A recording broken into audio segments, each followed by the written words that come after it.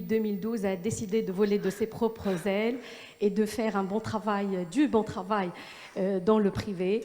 Cher ami, à toi la parole pour nous présenter ce qu'il y a de neuf en ce qui concerne les transfusions in utero. À toi. Merci beaucoup. Je suis vraiment ravie d'être parmi vous aujourd'hui pour vous parler de la prise en charge périnatale de l'anémie fœtale. Je remercie l'STGO de m'avoir invité et surtout je félicite le bureau d'avoir associé à cette table ronde deux néonatologues. Un, parce que c'est une continuité dans la prise en charge périnatale pour les anémies fœtales, et deux, pour mettre en exergue la parfaite collaboration obstétrico-pédiatrique nécessaire pour la prise en charge de cette pathologie lourde. Donc, j'ai choisi de commencer, enfin, je ne vais pas revenir, il n'y aura pas de redondance pour ce qui est des causes des anémies fœtales. Donc, j'ai choisi de traiter en premier lieu les incompatibilités fœto-maternelles érythrocytaires et les allomécents. Donc, d'abord parce que c'est certes une pathologie qui a nettement diminué grâce à la prophylaxie anti-D, mais il reste encore des cas sporadiques qui ne sont pas très rares. Donc, il s'agit d'une pathologie grave qui est responsable de maladies hémolytiques avec insuffisance cardiaque fœtale et nasarque fœto-maternelle et avec mort fœtale in utero en période fœtale.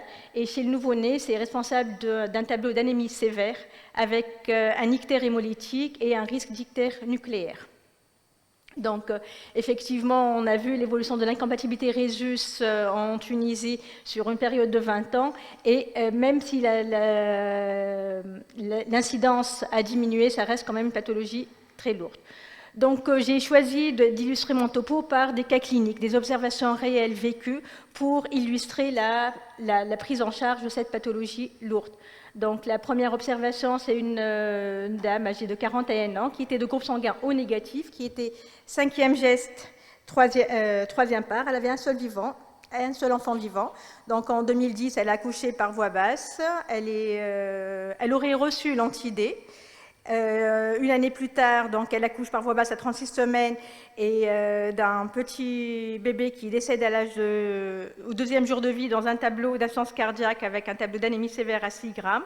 En 2012, elle a été hospitalisée dans un CHU tunisien dès 21 semaines d'aménorrhée pour un tableau début d'anasarque avec cette allomélisation Rhésus et les RAI positifs. Donc, on tente une exsanguinotransfusion in utero. Avec un taux d'hémoglobine en post-transfusionnel à 11 grammes d'hémoglobine, mais c'est une grossesse quand même qui a été soldée par une mort fœtale in utero dans un tableau d'anasarque 3 jours plus tard. 2013, une fausse couche. 2014, pour faire compliqué, donc c'est une dame qui développe un cancer du sein et qui a reçu 30 séances de radiothérapie. Et elle est suivie depuis 2014 en Tunisie pour son cancer du sein.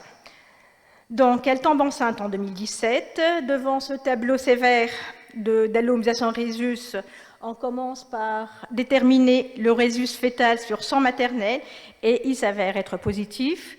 Donc, on surveille le taux d'anticorps, mais juste au début pour voir, c'était un tableau d'allomélisation Rhésus sévère. C'est une dame chez qui on a diagnostiqué une récidive de son cancer de sein à 16 semaines d'aménorrhée, mais elle décide de poursuivre sa grossesse. Et c'est une grossesse qui a été compliquée d'un diabète gestationnel. Donc, pour la prise en charge de cette grossesse, donc, on a commencé à faire des transfusions in utero dès 24 semaines d'aménorrhée.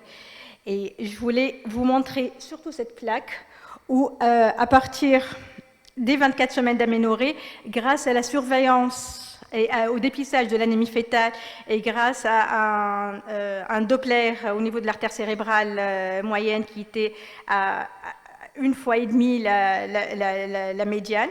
Donc, on fait une ponction de sang fœtal pré-transfusionnelle, donc qui retrouve un taux d'hémoglobine à 9 grammes d'hémoglobine. Donc, on transfuse avec une quantité à 19 millilitres pour faire remonter le taux d'hémoglobine à 14 grammes d'hémoglobine. Donc, voilà. L'hémoglobine post-transfusionnelle ne paraît pas sur la diapo. Donc, 4 semaines plus tard, donc c'est une dame qui, toujours en surveillant le Doppler cérébral, donc récidive de l'anémie, une deuxième transfusion in utero à 28 semaines d'aménorrhée pour faire remonter le taux d'hémoglobine de 10 grammes d'hémoglobine à 14 grammes d'hémoglobine. 2 semaines plus tard, à 30 semaines d'aménorrhée, une troisième transfusion in utero, toujours pour faire remonter le taux d'hémoglobine de 8 grammes d'hémoglobine à 13 grammes d'hémoglobine. Et à 34 semaines d'aménorrhée, une quatrième transfusion in utero. Donc, c'est une dame qui accouche par césarienne à 35 semaines d'aménorrhée après une maturation pulmonaire à 26 et à 30 semaines, d'un petit bébé qui allait bien, qui était eutrophique, qui avait un bon Apgar, une bonne adaptation à la vie extra-utérine et qui était presque asymptomatique en période néonatale. Donc, il avait juste une petite détresse respiratoire, mais il n'avait aucun signe d'anémie fœtale. Donc, le bilan biologique aussi était rassurant. Il avait un taux d'hémoglobine à 14 grammes d'hémoglobine. Il n'avait aucun signe de souffrance fœtale avec un pH à 7,23. Donc, c'était évidemment un tableau d'allomisation Rhesus avec un groupe sanguin O positif. Le test de Coombs direct était positif. Et il avait un discret ictère modéré à bilirubine indirecte. Donc, la conduite à tenir néonatale initiale, donc c'était de l'alimenter d'emblée. Il a nécessité OUD pendant 24 heures. Il a reçu de la photothérapie intensive pendant 2 jours. Il a reçu des immunoglobulines intraveineuses selon un protocole, je vais en parler plus tard. Et c'est un bébé qui est sorti à J3 de vie, avec, il a présenté une anémie transfusionnelle à J40 de vie, pour laquelle il a été transfusé, donc jusqu'à 40e jour de vie postnatal. Donc il avait un taux d'hémoglobine à 6 grammes d'hémoglobine, mais c'est surtout, j'insiste sur le fait que c'est un bébé qui a été mis sortant au 3e jour de vie. Ce n'est pas le cas de la deuxième observation. Donc, c'est une petite fille qui est née à 35 semaines d'aménorrhée dans un tableau de souffrance fœtale aiguë. Donc, une dame qui était 6e geste, 6e pas, avec un groupe sanguin dit A positif. C'est un bébé qui s'est présenté dans un tableau de détresse respiratoire néonatale, avec un teint particulier et surtout une éruption cutanée bleutée, qui s'avère être par la suite des sites d'érythropoïèse cutanée extramédullaire. Donc voilà, l'examen H4 de vie trouve un bébé ictérique, très pâle. Il avait un taux d'hémoglobine à 4 grammes d'hémoglobine, le groupe sanguin était A positif, le test de Coombs initialement était dit négatif, et donc j'étais en face d'un tableau d'anémie hémolytique aiguë non immunologique, mais devant l'ictère, j'ai décidé, devant la gravité du tableau, donc c'est un bébé qui a reçu une exsanguinotransfusion avec 2 fois la masse sanguine, avec un groupe sanguin O négatif. Au fait, le test de Coombs s'est avéré être positif parce qu'il y a des difficultés d'interprétation de tests de Coombs dans les cas des hémolyses sévères. On peut avoir des tests de Coombs initial dits négatifs. Et le groupe sanguin de la mère était effectivement A négatif. Donc, c'était a posteriori un tableau d'allomisation Rhesus. C'est un bébé qui a séjourné en néonat pendant 2 mois. Donc, une réanimation lourde avec un tableau d'entérocolite, une cholestase sévère. Les côtés jusqu'à l'âge de 2 mois était normal. Je n'ai pas le suivi par la suite, mais vous pouvez imaginer le suivi et la lourdeur de la prise en charge néonatale. La troisième observation, beaucoup moins joyeuse, donc c'était une grossesse bicoriale biamniotique, une dame 4e geste, 5e part, elle avait un seul enfant vivant. C'était une dame qui était hospitalisée pendant 1 mois pour une menace d'accouchement prématurée. Donc, césarienne en urgence à 34 semaines pour souffrance fœtale aiguë. Le premier jumeau était une mort fœtale météro. Et le deuxième jumeau, une petite fille, qui est née en état de mort apparente, qui avait un taux d'hémoglobine à 2 grammes, qui était hospitalisée en néonat pendant 1 mois et qui décède à l'âge 1 mois après 1 mois de réanimation néonatale dans un tableau de défaillance multiviscérale et de leucomalacie périventriculaire.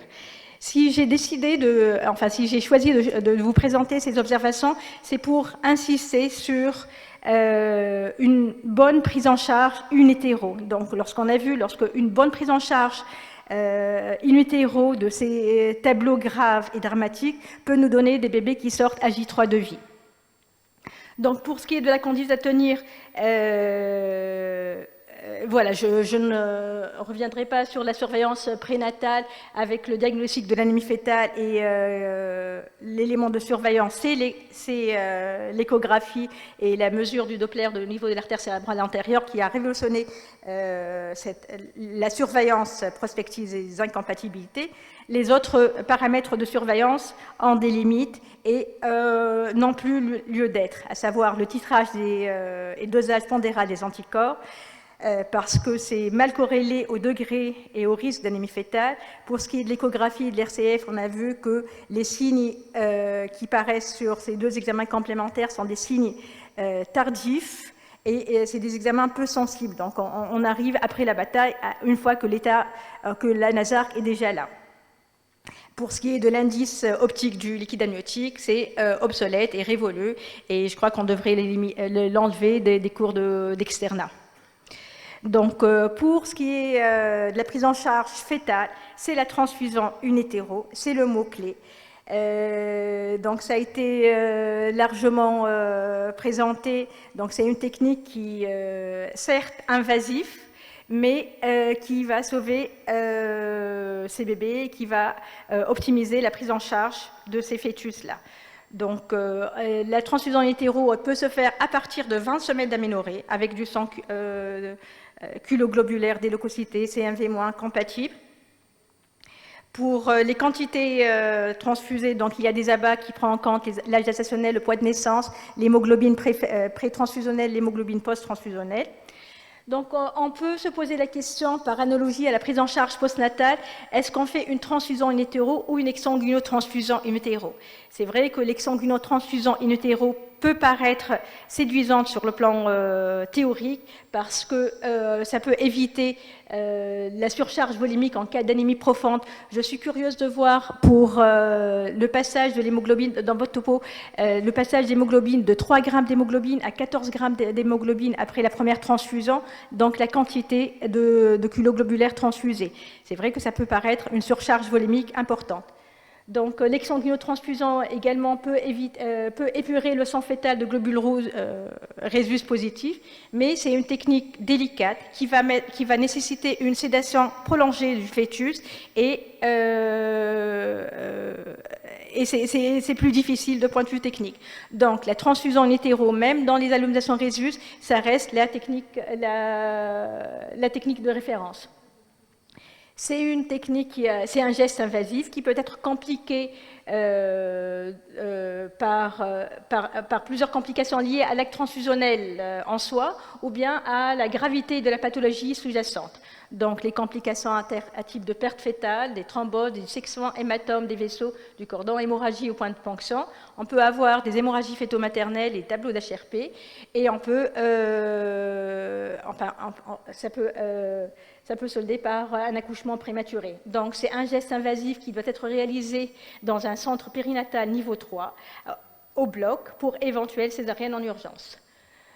Donc, tout à l'heure, on a posé la question à quel âge gestationnel on peut commencer les transfusions in utero. Donc, on a dit que c'est une pathologie curable. Et c'est une pathologie, on peut avoir un taux de réussite à 80% dans les meilleurs centres. Donc, contrairement au retard de croissance intra-utérin, l'extraction fœtale n'est pas la seule attitude, y compris au-delà des âges gestationnels, au-delà de 32 semaines d'aménorrhée. La découverte d'une anémie fœtale, même après 32 semaines d'aménorrhée, donc doit impérativement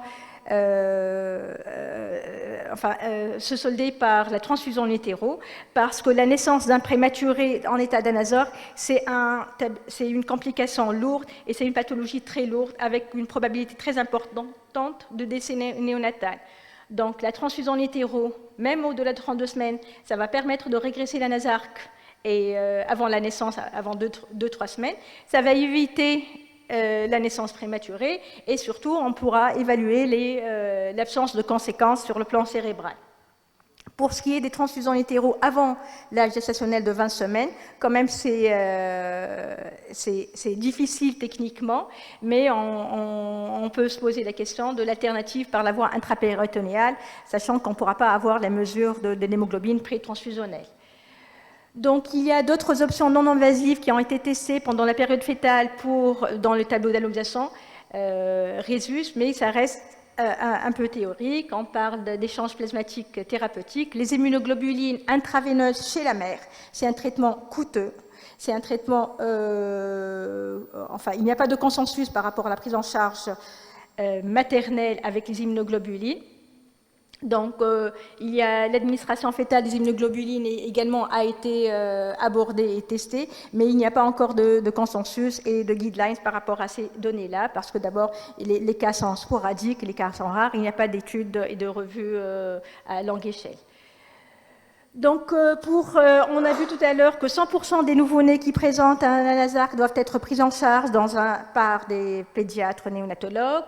Donc, pour ce qui est de la prise en charge néonatale, si on est au courant de l'homonisation Rhésus et si la prise en charge elle est anticipée avec les RAI positifs et si la collaboration de cette psychopédiatrie a été mise en place auparavant et on a été discutée, donc la prise en charge quand même, elle est beaucoup plus simple et beaucoup plus facile avec des résultats plus prometteurs. Donc la naissance ne doit pas se faire au-delà de 37 semaines parce que l'allomisation au troisième trimestre va s'aggraver. Donc le bébé doit naître dans un environnement pédiatrique adapté et équipé. Par contre, si on découvre l'anémie fœtale, le tableau il est beaucoup plus sévère et beaucoup plus grave. Et la prise en charge consiste à une photothérapie intensive dans l'heure suivant la naissance, une surveillance rapprochée et avoir réservé des produits sanguins labiles pour l'éventuel exsanguinotransfusant. Donc, le diagnostic clinique des incompatibilités fœto-maternelles chez le nouveau-né, c'est surtout le tableau clinique, il est présenté par la conséquence de l'immunohémolyse des érythrocytes. Donc, on va avoir un tableau d'ictère, un ictère à bilirubine libre, qui peut être le seul signe clinique chez certaines mères immunisées. Et on va avoir un tableau d'anémie régénérative progressive. Bien sûr, dans les cas sévères, on va avoir un tableau d'ANASARC avec une hépatosplinomégalie et un ANASARC. Pour ce qui est de l'ictère, c'est un ictère à rebond, résistant à la photothérapie. Donc, voilà, il faut surveiller avec un risque important de complications majeures qui est l'ictère nucléaire, qui associe sur le plan clinique une infirmité motrice de type athétosique, une surdité ou déficit auditif, une paralysie de l'oculomotricité et anomalie de l'émail des dents de lait. Donc ce tableau grave qui fait la hantise des néonatologues correspond à la fixation de la bilirubine au niveau des noyaux gris centraux et ça donne une encéphalopathie hyperbilirubinimique très sévère et très difficile à gérer par la suite. Donc pour la prise en charge de l'ictère, il y a la photothérapie intensive qui a révolutionné la prise en charge des tableaux d'ictère. Donc il y a des abacs et des courbes qui permettent les indications de la photothérapie intensive. La deuxième thérapeutique qui était de loin la thérapeutique la plus utilisée, c'était les exsanguinotransfusants in utero. Actuellement, les indications doivent être pondérées. Donc on aura recours à l'exsanguino dans le cas d'ictères résistants à la photothérapie ou les ictères sévères. Donc c'est parce qu'il s'agit d'une procédure lourde qui est soldée d'une mortalité de 0,3%. Et cette procédure va viser à échanger 2 fois la masse sanguine du nouveau-né à travers un cathé central avec du sang culoglobulaire frais, des leucocytés CMV- irradiés. Donc les indications de l'exsanguinotransfusion donc de plus en plus révolues. On a eu d'autres alternatives associées ou alternatives thérapeutiques pour l'exsanguinotransfusant et l'ictère. Le phénobarbital donc, se donne en période en postnatale comme inducteur enzymatique pour aider à la glucuroconjugaison. Il n'y a pas d'intérêt supplémentaire par rapport à la photothérapie intensive. Donc, on a essayé d'administrer en anténatal le phénobarbital. La même chose, donc ça reste des études sporadiques. Donc, on a essayé de donner un autre inhibiteur de l'hème oxygénase, à savoir la méthyloporphyline, mais peu d'essais contrôlés. Donc, pour les thérapeutiques alternatives ou associées, donc il faut hydrater le bébé, surtout une alimentation régulière pour lutter contre les pertes insensibles augmentées, faciliter l'élimination urinaire de la bilirubine et favoriser l'allaitement maternel efficace.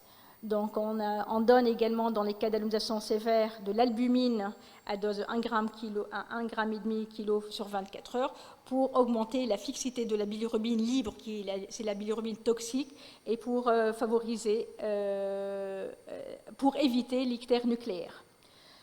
Par contre, je voulais vous parler d'une thérapeutique qui reste quand même séduisante, c'est les immunoglobulines intraveineuses, avec des protocoles à raison de 0,5 g jusqu'à 1 g par kilo. Donc, les immunoglobulines intraveineuses, c'est des anti-D. Ils vont permettre la fixation, vont contrecarrer l'action des anticorps anti-Rhésus.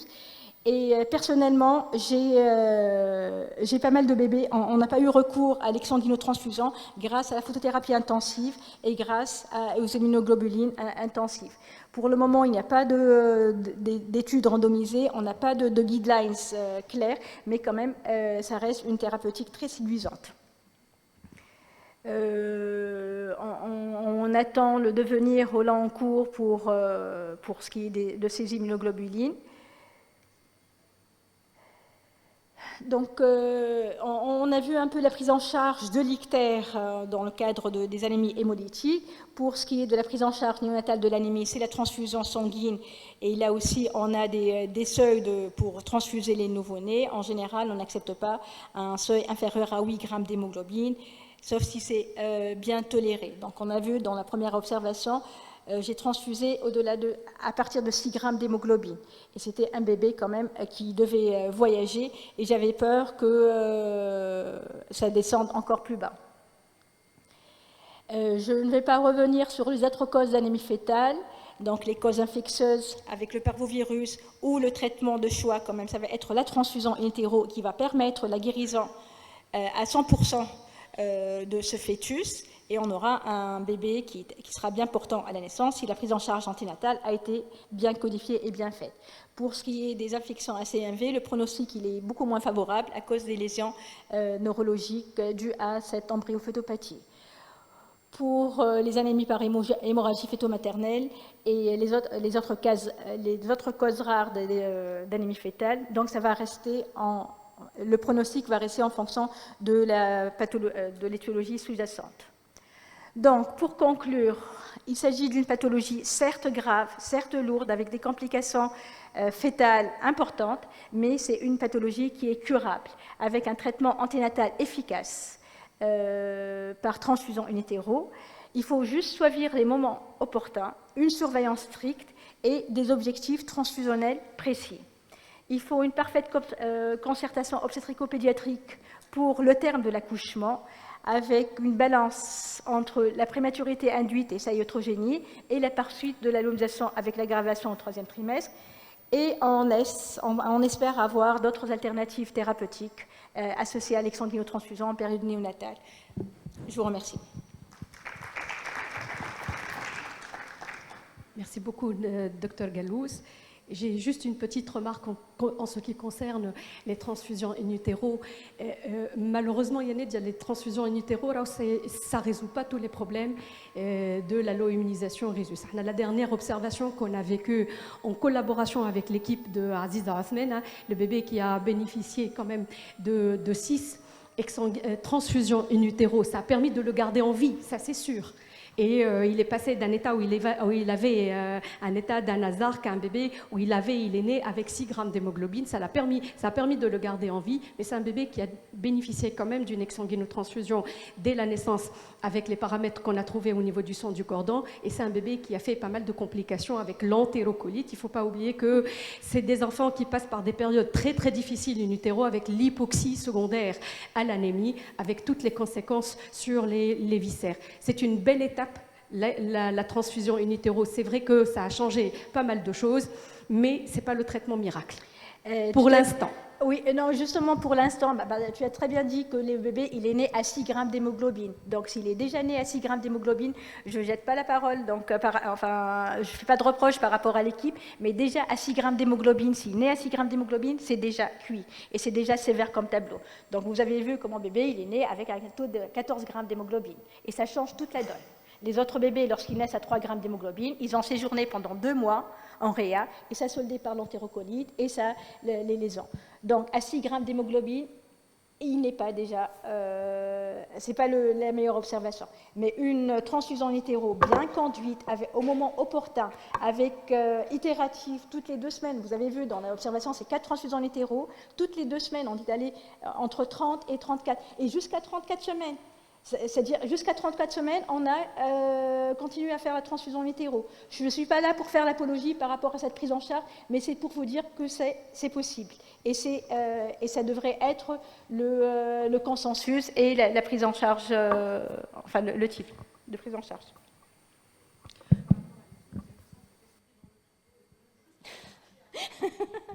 Non, mais justement, je ne fais pas d'approche. Oui, non, mais justement, par rapport au suivi, je ne fais pas de reproche et je ne suis pas là pour faire l'apologie par rapport à cette prise en charge. C'est vrai qu'il faut des centres de référence, il faut léguer, il faut qu'il y ait des gens qui savent le faire.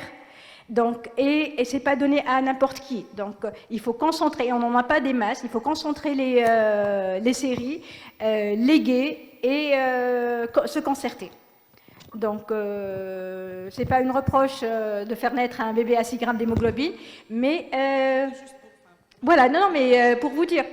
Et là aussi, c'est une patiente qui a été prise en charge en privé. Les 2 autres observations, c'est des bébés, vous avez vu, elle était hospitalisée pendant 1 mois. Donc, et on arrive avec une mort fétale utéro avec un taux d'hémoglobine à 2 grammes.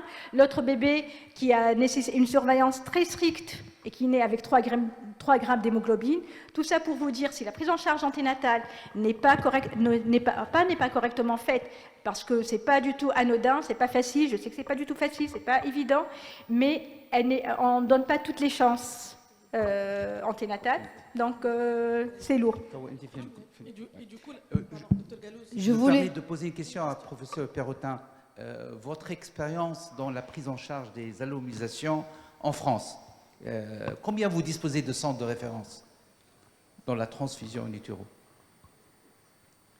Parce qu'à l'époque, il y a une vingtaine d'années, je travaillais avec Madame Poissonnier à Saint-Vincent-de-Paul, et à l'époque, on faisait des exsanguinaux, puis on faisait des transfusions, et on a fait l'expérience chez nous, d'ailleurs, on a fait beaucoup de cas, mais pour dire la complexité de la prise en charge, est-ce que vous avez beaucoup de centres et quelle est votre expérience? Alors en France, il y a 6 ou 7 centres qui font des transfusions in utero. Effectivement, je souscris à ce qui a été dit, on ne fait plus d'exsanguino-transfusion in utero, tout simplement parce qu'en fait, il y a une tolérance fétale à la transfusion qui est bien meilleure que la tolérance d'un nouveau-né.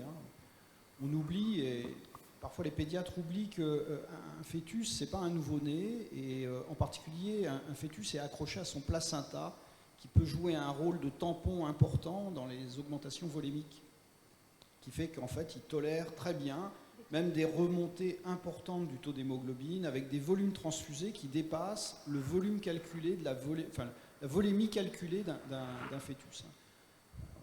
Il ne viendrait pas à l'esprit de transfuser de 5 litres un adulte, par exemple, avec du sang, alors qu'un fœtus l'accepte tout à fait grâce à l'effet tampon du placenta. D'accord. Voilà.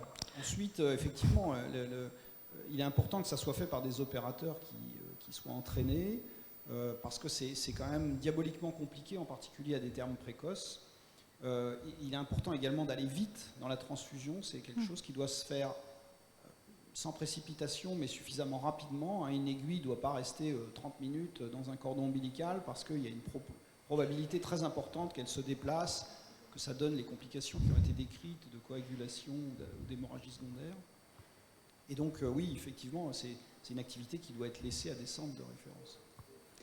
Et toujours pour le plateau technique, est-ce que vous faites toujours des cathéters ombilicaux ou avec anesthésie ou simplement une aiguille dans le cordon?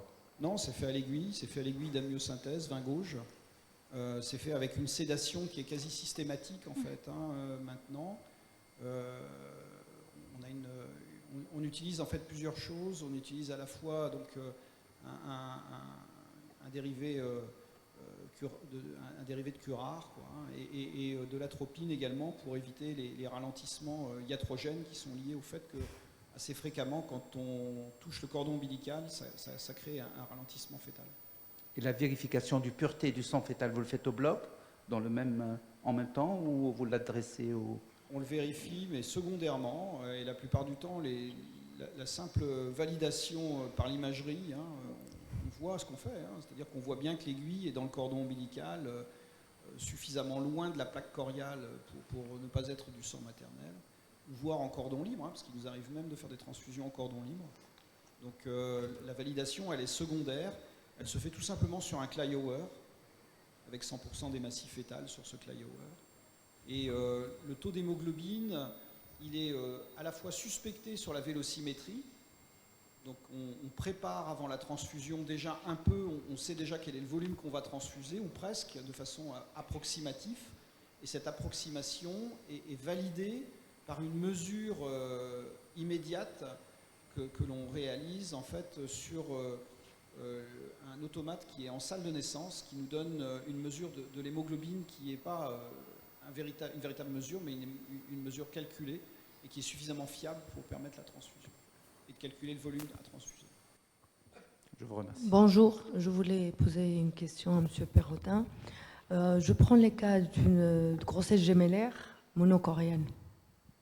Donc, la mesure de la vitesse de l'artère cérébrale moyenne, est-ce qu'elle sera systématique vu que la curiosité elle est monocoriale, le risque important, ou ça reste selon les signes échographiques et à quel rythme on peut faire la mesure et la surveillance? Merci. On sort un peu du propos, hein, je suis désolé. C'est pas grave. Dans les grossesses gémellaires monocoriales, en fait, ce qu'on recherche par la vélocimétrie, c'est une séquence anémie-polycythémie, le TAPS, le fameux TAPS des anglo-saxons. Et du coup, il est vrai que dans la majorité des cas, ces TAPS se recherchent plutôt après un laser, en fait, puisqu'ils sont dans la majorité des cas post-laser. Les TAPS spontanés sont beaucoup moins fréquents. Mais néanmoins, effectivement, dans le cahier des charges de la surveillance fétale par Doppler dans les grossesses gémellaires monocoriales, donc vous savez qu'à la base, elle est déjà bimensuelle, hein, c'est 2 fois par mois, et parfois hebdomadaire quand on est dans le cadre de la prise en charge d'une pathologie type syndrome transfuseur-transfusé. C'est effectivement un point très important de rechercher systématiquement, de faire systématiquement une mesure de la vélocimétrie chez chacun des 2 fœtus. Dès 18 semaines en tout cas, ça c'est presque sûr. Ok, merci.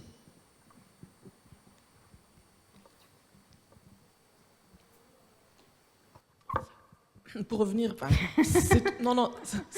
c'est pas par rapport à cette patiente, mais toujours dans le cadre. Donc, on est à plus ou moins 32-34 semaines d'aménorrhée. Et si le fœtus est anémique, en présence d'un hasard, il vaut mieux transfuser in utero et le sortir après avoir corrigé son anémie ou pas.